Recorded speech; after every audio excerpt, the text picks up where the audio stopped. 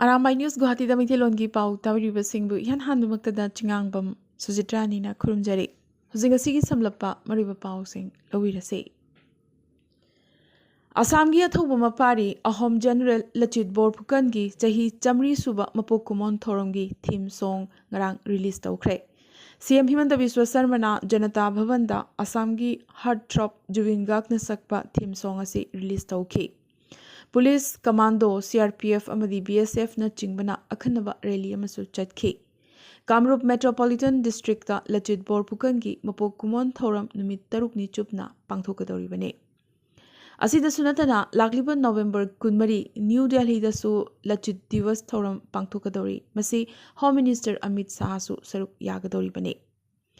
Ahom General Asigi Chahi Chamri Suba Mapok Kumongi Akhanaba Khudolamoina Lachit ki Punsi Amadi Tauramba Tabak Singi Matangda documentary ama Amit Sahana release tawgani. Asumna Assam Lengakna Chayolama Chupna Lachit Borphukangi Mapok Kumon Thoram Pangthokadoribane. Lagliba November Tarani Panda Assam dagi Horaga November Kunmanga New Delhi da celebration asi loishin gane. Home Minister Amit Shah khaktanatana Prime Minister Narendra Modi su National Capital da pangthogadoriba loishinbagi thoramasida saruk yagadoribane. Delhi da base oiba Association of Healthcare Providers of India na lub asigi North East 1 chapter gi oina nauna khankiba member singi ming release tawkhre. Anoba committee asi Dr. Harsh Bhattacharjee na President, Mridul Mazumdar Silchar na Vice President, amadi Marwari Hospital Guwahati gi Rohit Upadhyay na Secretary oiduna semkibane. Singerbon gi saknaraba senior citizen amadi potharaba headmaster Chirom Kirti Chandra na leikhitabada Lakhipur ahal marupna awaba fongdorakli. Lubasigi VP Ingudam Kantana Luchingduna Pangthokpa Awawa Fongdokpagi Mifamda Laikhidraba Ahalibungo Asigi Punsi Amadi Tabuk Thoram Singi Matangda Potharaba Headmaster Huirem Mani Mohan Kangabam Birendra Arambam Babatomvi Amadi Ahal Marupki Thoburen Ingudam Binotna Wangangki Hokiba November Nipanda Ozasi Laikhitabane. Hozai Bisnupurda Malemgi Apunba Maitei Lining Lupki Luching Purel Sayonba Kumangi Lamsing Makhada Lubasigi Masaloishang Hozai Thomishing Nasen Langduna Ngarang Bisnupurda Mioi Yankei Mukna Maitei Inat Lining da Hanjilakpagi Sari Wasak Pari Hanbagi Thoram Pangthokre. Ipsana Kanglei Puari Kongun Liba Kongchetki Makhat Chatharakpoina Assamgi Kasa District ki Lakhipurgi Manung Channa Baskandi Part 3 Wangkhem Lekai Dileiba Oza Yumnam Mani Sipoi Mutiny Memorial Protection Committee ki President na Paudom Lakpagi Matungina Englishing Amaga Chanipan Yankei Nipan gi January Tarani Thoida Manipurgi Sana Chahi Ahumna Luchingba Timga British Sipoi Singa Aroiba Lanpam Ama Mapamasida Sokna ki Mioi Kayagi Punsi Lomki, Masibu Ningsing Laduna, Memorial Complex Ama, Wangkem Lekai Semgot Libasisu, Kananabagi Damak Hotnavada, Ipsada Su, Mateng Pangbinaba, Haiki.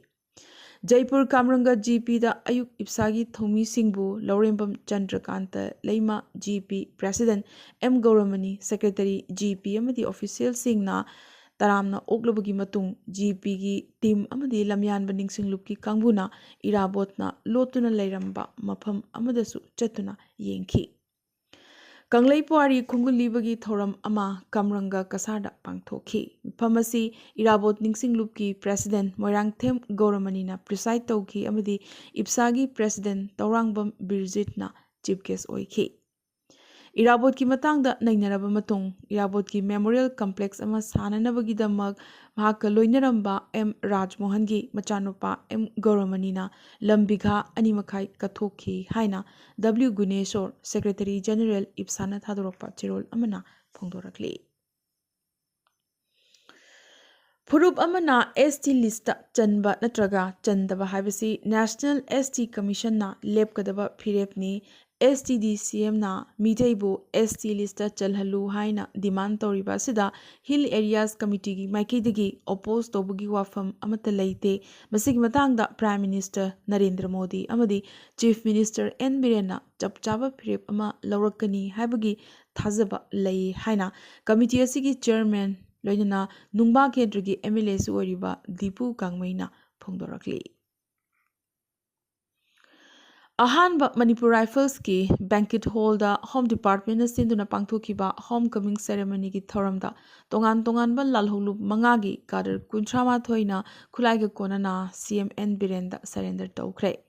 CMN Birenda haikibada Union Home Minister Amit Sahagi lau soikibasing phaminaduna wari sanase akhoigi mathakta FIR paloi sipaina nongmai maru ama fawba kaploi haiba wafam Manipur lengakna ngasisu ngakna chatli haiki. Mulargao Ziribamda leiba Lily Begumgi yumda Hassan Laskar koba nupa amagi miyoini chingnaba nupi khutpu amana changlaklaga mahaki machanupi bu hokiba yumsagesa numitki numidang yamnamak tamthina phuramba adu pende haina paumisingda wakalakli.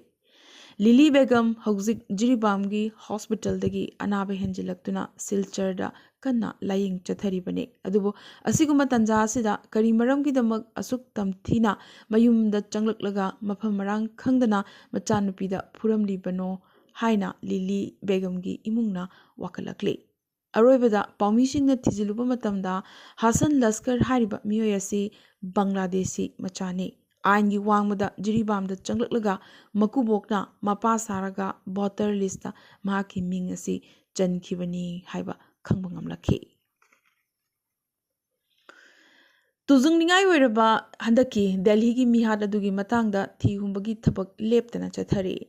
Girlfriend Shraddhana luhonglasi haina toina takpa adu khangba ngamdaba amadi yaningdabadagi aftafna mahakpu hatpani haibasi nomagi mayek sengba helakli.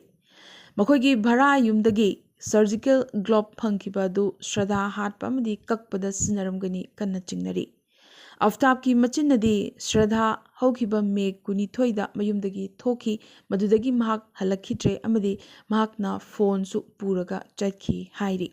Adubo Aftab ki chinkhum chumde mari leinadaba wangang kaya ngangi haina police na hairakli. Shraddha hatlaga matat kakhibasi bathroom dani I chenthakhinaba sawargi ising thadoklaga thamkhisu hairi. Shraddhagi account tagi lupa lising yankhai maki account ta hapchinbagi pramansu chapchana phangba ngamkhre. Hauzik phawbada police na yanglin sarugi torso saruk yauna saru machet taramuk phangkhre adubu hauziksu koki sarukti thiba phangdre. Yamnamak ngakningai oina aftafna yamnamak sathina Shraddhabu ot naibi cigarette ki maina phawba chui masada madugi dak kaya lei haina Shraddhagi mamanabi amana wakalakhi. Aftab ki yamnamak tukat chaningai oiba thong amana Shraddha hatlaba matungdasu mahakna nupi kaya puraktuna leiminakhi haibasini. Asigumba Aftab ki lichadasidagi police na mahaki chinkhumda thazaba amata leiraktre. Chinkhumsu mari makhong samnade pyomasida police na haizabadagi Aftabu narco test tongnabagi ayaba courtna pirakre. Aam Aadmi Party ki MLA Selgidamak ticket yonbagi wathokta phakre. Delhi ki Deputy CM Manish Sisodiana phanakana sengdoknaba laknarabaso aapki ticket pinanabagi damak sel demand tawi sel piraga aapki ticket leiba yai haiba wathok asi khumjinduna thamba ngamlak loidori. Naksilakliba Delhi ki local Mikhal habadi MCD Mikhal lamadi Gujarat Assembly Mikhal gi mangoinana asumna aapki mathakta nansilakliba wathok singasina Mikhal da akan machaitheng amadi lakadauri amadi masigi khudong chaba si atopa political party kharanasu lemna manghanba pamdri. Poland gi nongpok thangba sarukta Russia gi missile tarakpadagi wathok ama oirakli. Poland na missile case asigi wahogdagi Russia gi ambassador kaukhatkre adubu G20 summit ki damak Indonesia da leriba US President Joe Biden nade masi Russia gi missile natte Ukraine gi missile ni hairakli. Nagalamaramda Moscow nasu makhoi gi missile natte hairakli. Piumasida Russia amadi Ukraine land maraksida khud thingjinba leiba kayasu yawraklabra haibagi chingnaba leirakli. Aroibada tentakpa maroiba pau khara. Ngasidagi Dhubri Medical College Hospital larik tamba hauragani. Assamgi Nayanmani Saikiana lakliba November 13 Arjun Award lauragani. Fighter film की shooting की दमक ऋतिक रोशन असम दा थुंगलखरे Deepika Padukone अमदी Anil Kapoor shooting की दमक ऋतिक रोशन दा मतेंग पांगननबा असम दा लाकदौरी असम की heart थ्रॉप जुविनगा की मपोक कुमोन नुमित कई रोइनना foot लिसिंग अमगा चामगा मरफुनिथोय वांगबा जुविन की फोटो अमा लोइदना आर्टिस्ट कुन की इसैना माकी मपोक नुमित की खुदोल ओइना पीगदौरी कांग्रेस की भारत जोड़ो यात्रा असम की सीएम हिमंत बिस्वा शर्मा की constituency Jalukbari फावरगा चटख्रे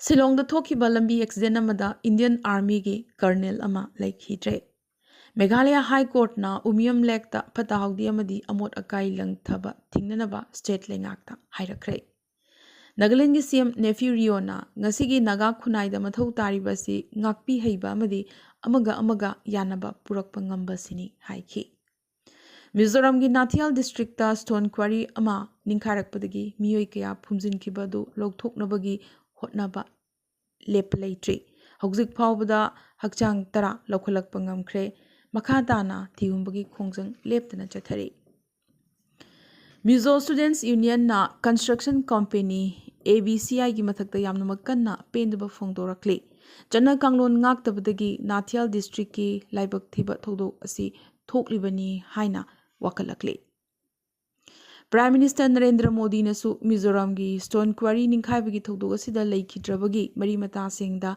x gratia ओइना लुपा lakh अनि अनि पीगनी अदुगा असोकप सिंगदना लुपा लिसिंग अनि अनि पीगनी लाउथोखरे केंद्र लेंगाकना मिजोरम की हाईवे प्रोजेक्ट सिंगिदमक लुपा क्रोर लिसिंग तरुका चट्रुक सैंक्शन तौरगने त्रिपुरा की उज्जैन पैलेस लेक एशिया की ख्वाइदगी चावबा फाउंटेन अमा खिलगने त्रिपुरा कॉलेज तरुक PG कोर्स हांगदोखरे अहेनबा यूनिवर्सिटी तरुक अमगसु इंग्लिसिंगनी कुलहुमदोइदा हांगदोकलगने उत्तराखंड हाई कोर्ट नैनीतालदगी हाल्दोवानीदा होंगदोकलगने अहानबोइना वुमेन ऑफिसर तरुकना defence services staff college examination pass तौखरे बाली खोंचत की मतुंग प्राइम मिनिस्टर नरेंद्र मोदी दिल्ली की दमक खोंसालखरे मणिपुरदगी अनि याउना हाबदी मेरीकॉम अमदी मीराबाई चनु लोइनना PV सिंधु अमदी Gagan Narang IOA athlete commission की ओइना खलखरे प्राइम मिनिस्टर नरेंद्र मोदी अमदी ऋषि सुनाक G20 समिट की नाकोइनना फमिनखरे हराव नुंगाइबा अमदी नुंगसिनबगी खुदम माइथोंग सिंगदा मयेक सेंगना ममी ताखी ब्रिटेन नहावरिबा इंडियन प्रोफेशनल सिंगिदमक वर्क वीजा लिसिंग अहुम हेना एप्रूव तौखरे एरोप्लेन द पाइरिंगै मार्क्स उपकदबनी हाइबा वाफम ngarang yumsagei senamit civil aviation ministry ना हंदोखरे हाइबदी एरोप्लेन तोंगलिंगैदा मार्क्स उपट्रबसु यारगने पैडलर शरद कमल ना इंटरनेशनल टेबल टेनिस फेडरेशन दा सेलेक्ट तौबा अहानबा इंडियन प्लेयर हाइबदु ओइरी रेसलर विनेस फोगाटना बुल्गेरिया दा ट्रेनिंग तौनिंगबगी प्रपोजल थांगलखिबदो स्पोर्ट्स मिनिस्ट्री ना अयाबा पीखरे थादा चटकदबा टेस्ट फ्लाइट की थौरांगोइना नासाना आर्टेमिस मिशन लॉन्च तौखरे G20 की प्रेसिडेंसी इंडिया दा थंगदखरे मिफमसिंग मथंगी मिफमसिंग इंडियाना प्रेसिडेंट ओइरगने G20 की लुचिंगबसिंगना मालेमना हौजिक मायोकनरिबा चाबा फंगदबगी अवाबा मायोकनरिबा सिगी मायोकता पुन्ना अमतोइना लांथेंगनबगी वारेप लौखरे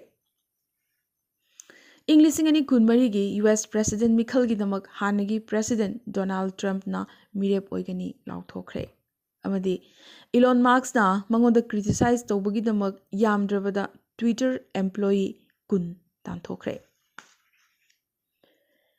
ngasi gi nadi arambai news guwahati da maithelon gi pau sandok chaba matang installation jabaga loinena tabiri basingbo mukasu hanna khuramjari